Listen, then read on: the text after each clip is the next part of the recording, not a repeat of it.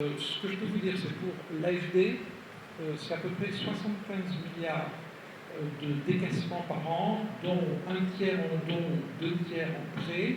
Et les prêts, c'est des prêts à des taux ou avec des durées très très longues qu'on ne trouve pas sur le marché et dont on peut considérer qu'une grosse partie correspond à du don.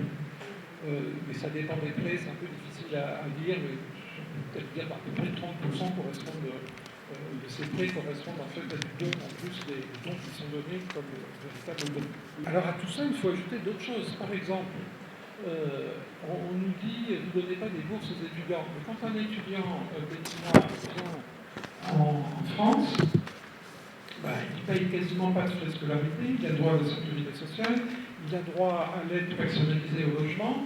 On a estimé que ce que dépense la France pour accueillir à peu près 4000 étudiants béninois en France en permanence, c'est de l'ordre de 23 milliards de francs CFA.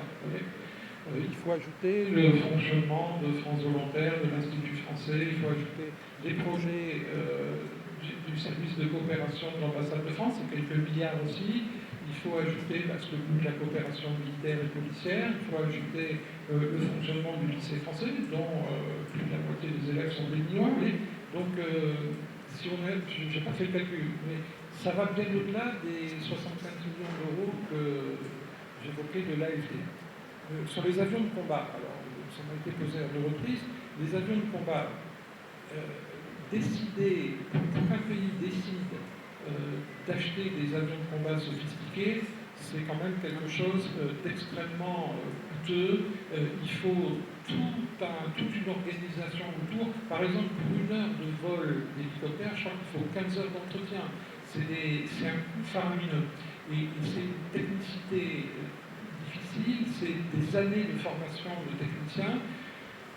Bien sûr, un pays peut faire ce choix-là, mais c'est un choix qui est lourd de conséquences. Et malheureusement, on voit trop dans des pays africains de vieux avions russes, français même, qui sont en train de rouler dans des hangars parce qu'on n'a pas été en mesure de mettre autour tout l'environnement pour les exploiter.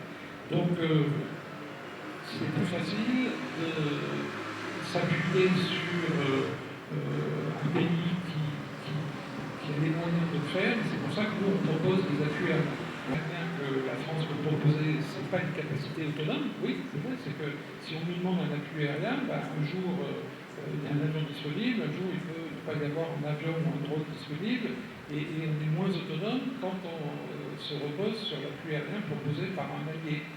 Bon, mais je ne suis pas sûr que ce ne soit pas quand même, à ce stade aujourd'hui, le meilleur choix.